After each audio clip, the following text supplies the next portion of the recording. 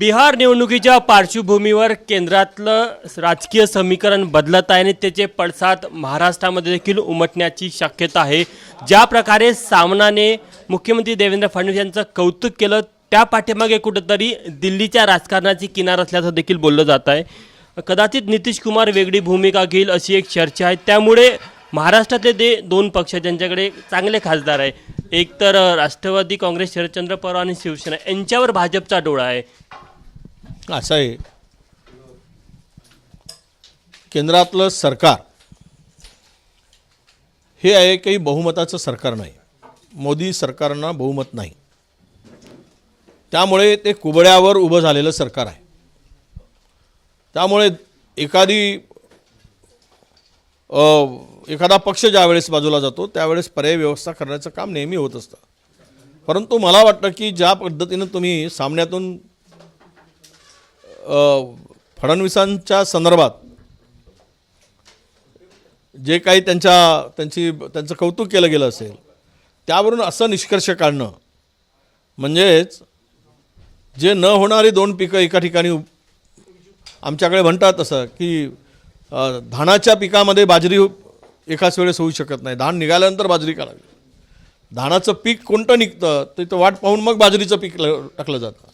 धान आणि बाजरी किंवा ज्वारी एकाच बांधीमध्ये एकत्र पिकवता येत नाही, हे आमच्या खेड्यातली म्हण आहे। आता इथे तसंच आहे, हे जातील तर कोणीतरी बाहेर जाईल, तर त्याला ते असं म्हणतात ना, आजा गेला आणि नातू झालाय, तर घरचे लोक बरोबर झालेत, तर आजा कोणीतरी बाहेर जाईल, नातू आतमध्ये येईल, पण ती शक्यता मला अजिबात दिसत नाही। भाजपचं जे दिल्लीचं नेतृत्व आहे त्यांचा देखील प्रदेश नेतृत्वावर दबाव आहे की त्यांनी शरद पवार असेल किंवा उद्धव ठाकरे यांच्यासोबत जुळून घ्यावं। त्यांना केंद्राची सत्ता महत्त्वाची आहे। महाराष्ट्र गेला काय, राहिला काय, त्यांना काय फरक पडणार आहे? इतके राज्य आहेत, नाही राहिला आहे महाराष्ट्र। त्यामुळे त्यांची भूमिका ही जे काही आता अतिरिक्त जुळवणी आहे, जुळवून घेऊन बहुमतात टिकून राहणं। पण मी तुम्हाला सांगतो 2025मध्ये केंद्रातलं सरकार अस्थिर झालेलं दिसेल, कदाचित सरकार बदल झालेला दिसेल। पण कुठेतरी शरद पवारांच्या माध्यमातून एक प्रयत्न होताना दिसत आहे, त्यामुळे काँग्रेस सावध भूमिकेमध्ये मला नाही वाटत। आमची इंडिया आघाडी म्हणून केंद्रात आम्ही मजबूत आहोत, दिल्लीमध्ये मजबूत आहोत, महाराष्ट्रातल्या निवडणुका आम्ही एकत्र लढल्या आहेत। प्रत्येक पक्षामध्ये कुरबुरी होत असतात, 3 पक्ष 4 पक्ष एकत्र येतात, त्यावेळेस कमी जास्तपणा होत असतो।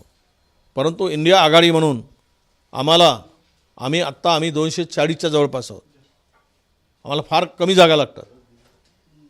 त्यामुळं ही दोनही पक्ष काही हिंदुत्ववादी नाहीत, नितीश कुमार हे नाहीत आणि आंध्राचे चंद्राबाबूही नाहीत। हे केवळ काही गोष्टींच्या अपार्यतेमुळे सोबत आहेत। त्या दोघांच्या कुबड्या निघाल्या की सरकार कोसळलं। पर्याय शोधायचा झाला तर शोधावं लागेल। शोधत असताना उद्धवजींना जवळ घ्या तर शिंदे दूर जातील, शिंदे जवळ आहेत, उद्धवजी दूर आहेत।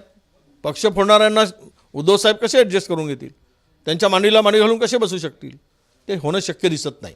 केंद्रातही मग इंडिया आघाडी पर्यायाचा विचार करेल जर का त्यांच्याकडे शक्यता स्पेस निर्माण झाली तर मध्ये पर्यायी सरकार देण्याचा। हे बघा, पर्यायी सरकार देण्यासंदर्भात तो दिल्लीचा विषय आहे। आज ती परिस्थितीची पहिली पायरी आहे। जे काही नितीश कुमारांच्याकडून आजकाल ज्या पद्धतीनं त्या पक्षाची भूमिका पुढे येत आहे, त्यावरून आज त्यावर कुठल्या तरी निष्कर्षापर्यंत जाणं हे जरा अतिशयोक्ती होईल। स्थानिक स्वराज्य संस्थेमध्ये ज्या प्रकारे वेगळी लढण्याची भाषा उद्धव ठाकरे करतात, त्यामुळे आणि मध्यंतरी फडणवीसांना ते भेटले देखील।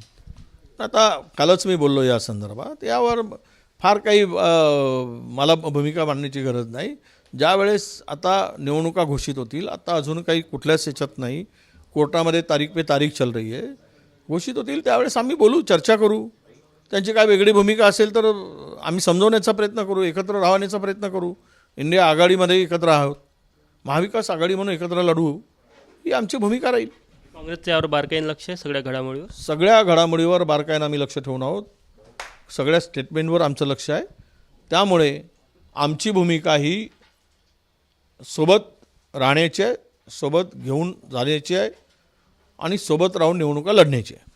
तर हे होते विजय वरटीवार. कॅमेरामॅन व्यंकटेश नायडूसह तुषार कोहळे, ABP माझा, नागपूर. एबीपी माझा, उघडा डोळे बघा नीट.